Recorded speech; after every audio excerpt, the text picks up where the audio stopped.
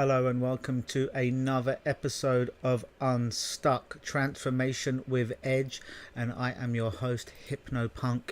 And before we get into the topic at hand today, I'd like to thank you all for leaving your 5-star reviews on iTunes and whatever way that you listen to this podcast, and leaving your written reviews. That means the world to me. That inspires me to continue to put out this content weekly for you for free, to share some of my wisdom, hopefully, of the world and what I've experienced with you. Don't ask for any money. All I ask is you enjoy it, you like it, you give it a review, and that just lets me know I'm on the right track and should continue to make these for your listening consumption. So thank you for everyone who's done that, and if you haven't, please do that. That would mean the absolute world to me.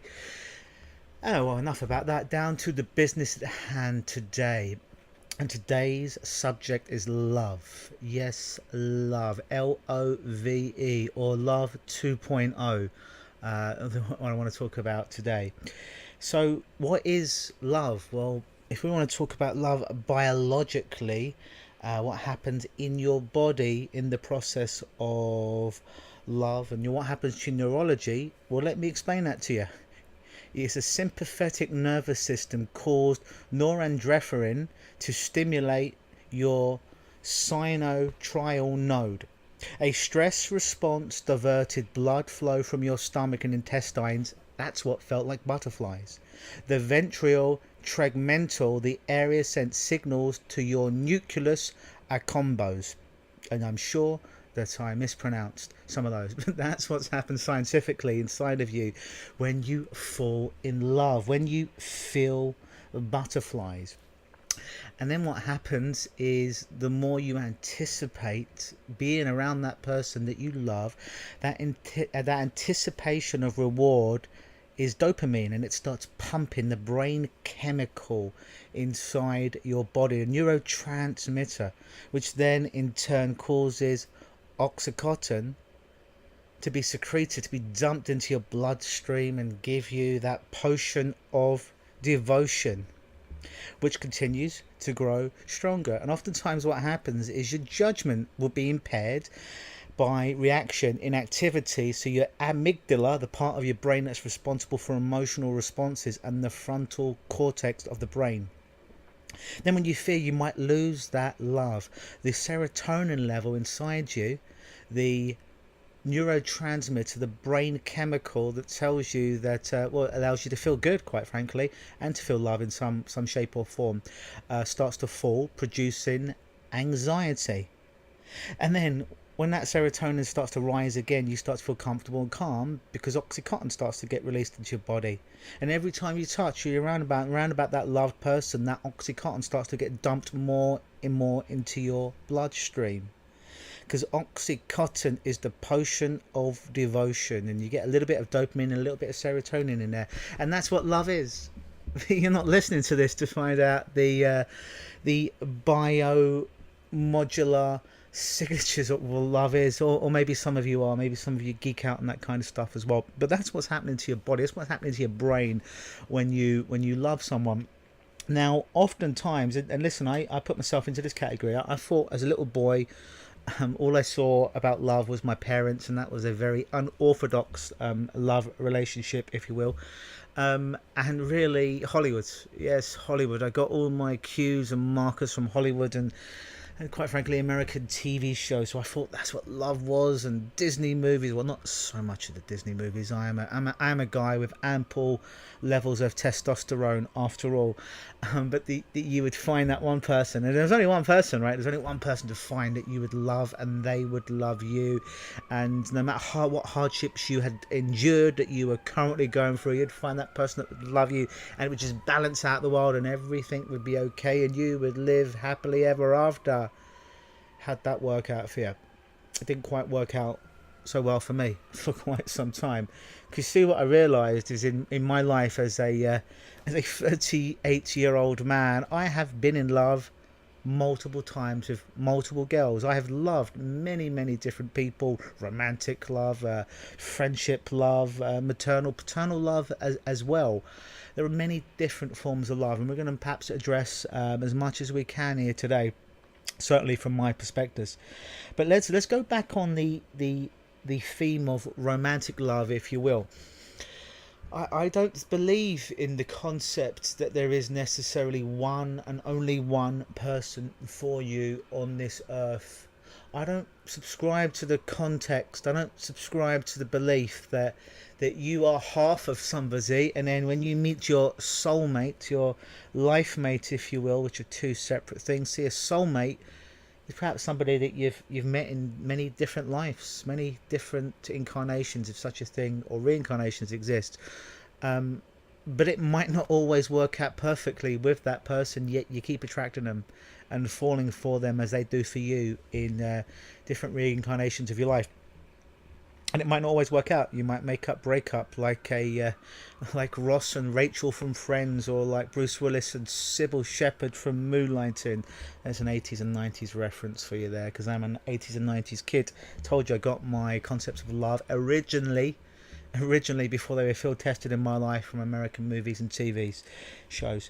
But yes, life mate. What's a life mate? A life mate's somebody that maybe you only see in one life. Maybe you only see them in this life, and they're a lot more compatible with you. You do indeed love them, but perhaps it's a lot easier to be around them and to perhaps build a life around them. Perhaps less ups and downs, like a roller coaster. So that's the difference between a life mate and a soulmate. I hope that gives you some food for thought there.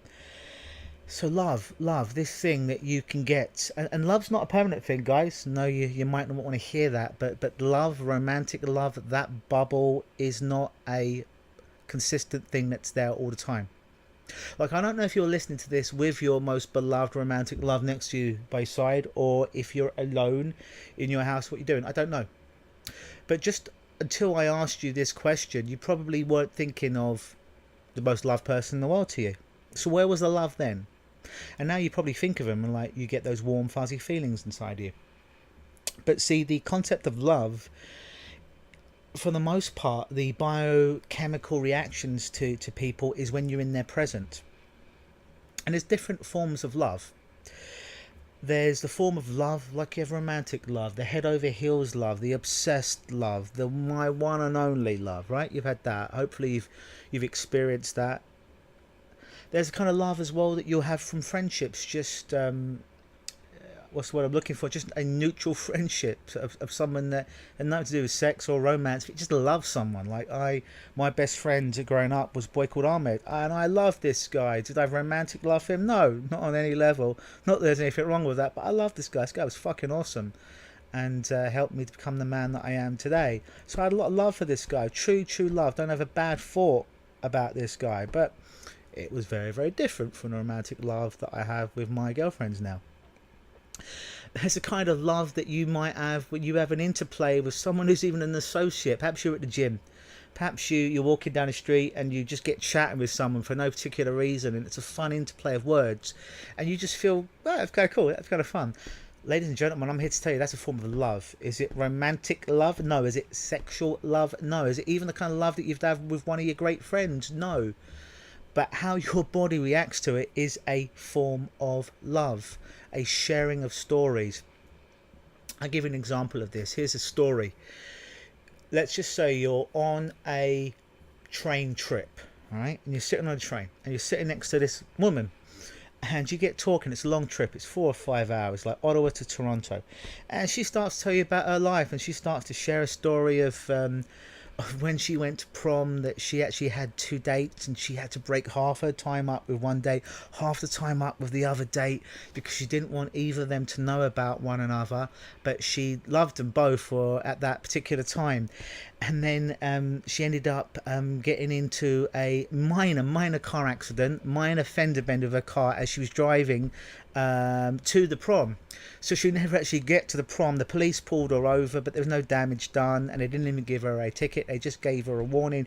She finally then does make her way to prom, and she is dancing with one of the people that she loves, and then she dances with another one that she loves when the other one's gone to the bathroom, and she manages to pull this ruse off the whole night, not let either of them know, and they both feel very much loved with her, and she feels that she's done her job. She then tells you that she writes a story about these guys in a book that she wrote, all under the guise of erotic literature, if you will, that became a bestseller. So you're listening to this, and she's a great storyteller, and you're listening to all of this, and you're having these reactions in your body, and she's leaving you on the edge with cliffhangers here or there, and certain parts of your brain fire off. Certain parts of your brain fire off. The kind of same parts of your brain that oftentimes you'll get when you truly love somebody. The biochemistry, if you will, of the brain starts to go off, and almost a positive resonance starts to happen. Now, here's an interesting thing. If that never actually happened, if you never actually met that woman on the train, and you went and you had a brain scan. You went in and you actually had a brain scan. I believe it's not an MRI. I think it's a MRI. It's a slightly different machine. And you were put in that machine, and they were taking that scan of your brain. The neuro specialist behind that glass wall, and you were listening to this story. So you didn't actually see the woman, you didn't touch the woman. You were just hearing the story for the first time on an audio recording. The same parts of the brain, 9 times out of 10, would fire off, as in if you were actually having that real conversation with that woman. And if we take it a step further, when we plug the woman back to the woman into the MRI machine, and we plug you into a different MRI machine, and we're getting what she's saying, what parts of the brain are firing off as she's talking, and what parts of the brain are firing off as you're listening to her, for the most part, the mirror neurons are happening. So basically the parts of her brain that are firing off as she's telling you a story are firing off in your brain most of the time, which is quite phenomenal.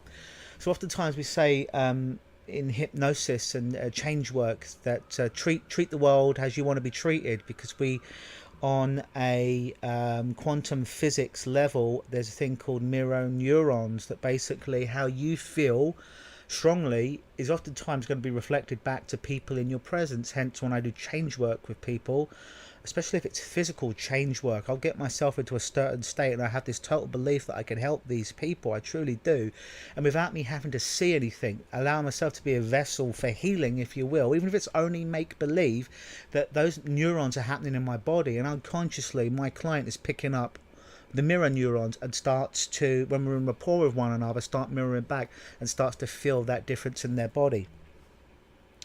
So that's oftentimes what happens in love. That's what happens around people that you love in. You see, love is the number one emotion in the world. There's a quote from A Course of Miracles. Now, I don't subscribe to necessarily all the religious dogma behind that course, but there is a great quote, and the quote is, there's only 2 true emotions in this world, love and fear is merely an illusion.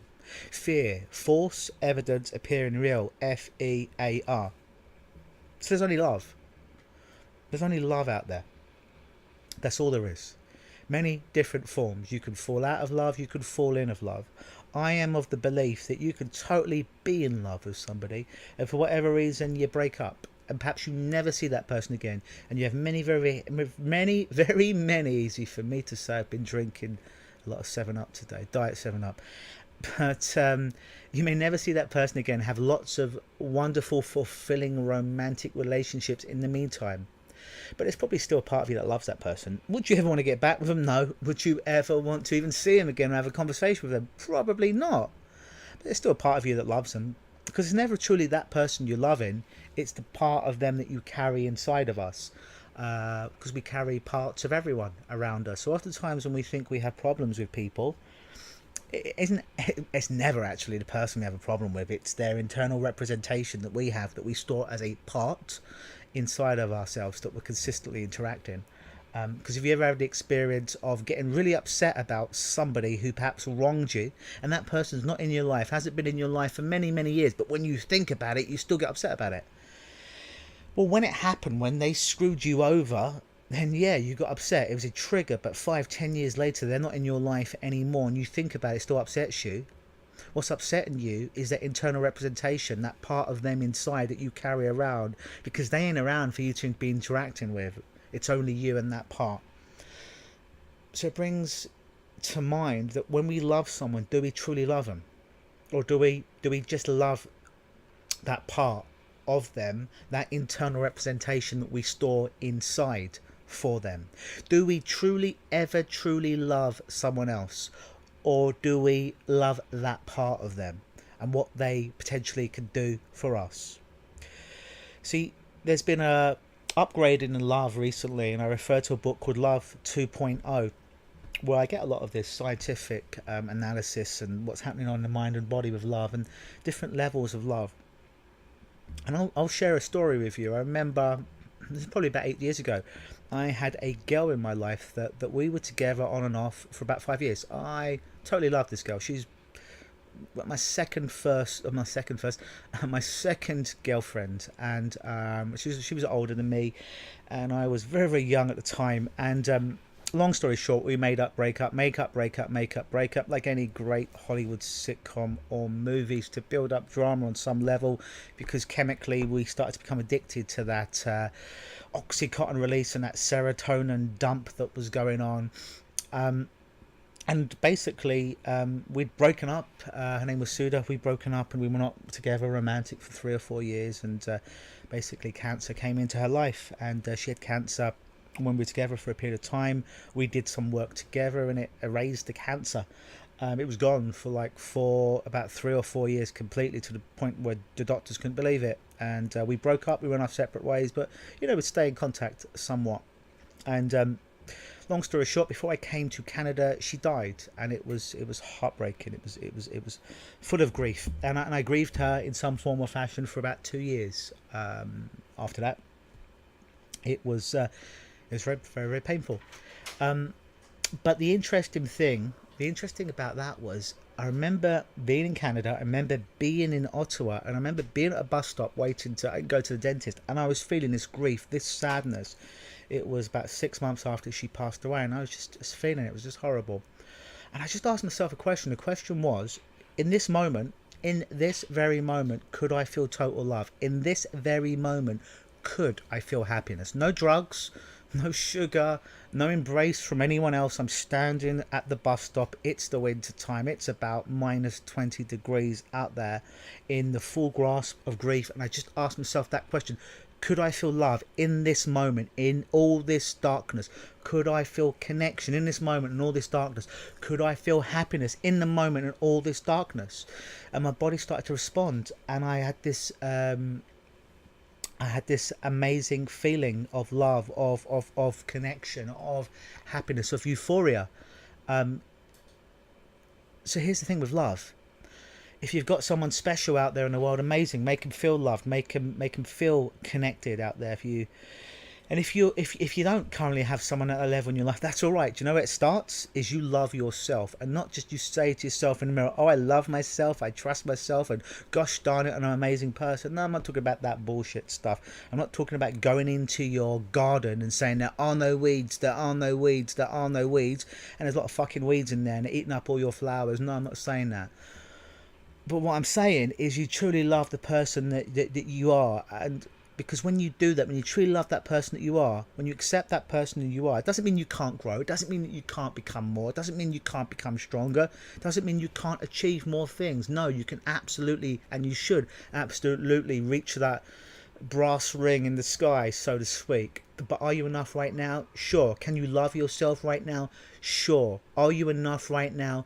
Absolutely. Can you love yourself right now? Absolutely. Will you? Well, see, that's the choice. That's the choice that you have. Will you? Will you love yourself right now? Because, see, that's how it all begins. You truly love yourself. Not a narcissistic love, and look how beautiful or sexy I am. But kind of love where you're just like, yeah, you know what? I see my troubles and tribulations and challenges and achievements that I've achieved and done in this world and come through. I can love myself. And then when you truly love yourself, you give the universe, you give other people the permission to love you as well. You treat the world, you treat the universe, you treat people how to treat you by doing that. So probably in closing, I'd like to share with you one of my favourite quotes from a movie. The movie's okay. Movie could have been better, but it was okay. It's called Collateral Beauty, and it's with Will Smith. Good movie, but one of my favourite bits of it is he meets love. Will Smith meets love in this movie, and Will Smith has lost his little child in this movie, I believe, and he meets a representation of love played by Keira Knightley, someone from my side of the river, and he's very upset, and he knows that she represents love, and she runs into him for the second time. It's my favourite scene in the movie, and it's somewhere in Manhattan, and she comes up to him, and he's quite upset, and he's quite bemused at the same time, and she's talking to him. He has a bit of an outburst with her. You can see the clip if you don't watch the whole movie on YouTube. And he's very upset. He's very frantic. He lays it on the line of how would love ever allow him to lose his daughter and all this. And then she says to him, I'm in all of it. I'm the darkness and the light, the sunshine and the storm. You're right. I was there in her laugh. But I'm also here now in your pain. I'm the reason for everything. I'm the only why. Don't try to live without me. Please don't. So I hope you enjoyed today's episode of Unstuck with Hypnopunk. As always, if you enjoyed it, please tell your friends about it, share it, leave those 5-star reviews that they've meant to be happy about on iTunes, or however you're listening to this podcast. Leave a review.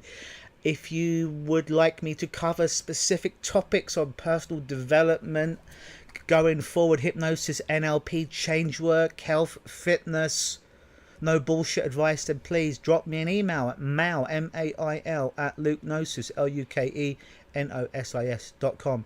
And also remember that when you do leave your review, shoot me a email at that email address. Let me know you did it. Ideally send me a screenshot, and you get a 30-minute power session with me. It's not a hypnosis session. It's not a therapy session, but we have a chat for about 30 minutes on the telephone about something that you're perhaps challenged with at the moment, that you need some help to become unstuck with. And we have that power session to help you to become unstuck and move in the right direction just when you leave that review. Anyways, as I always like to say, guys, always believe.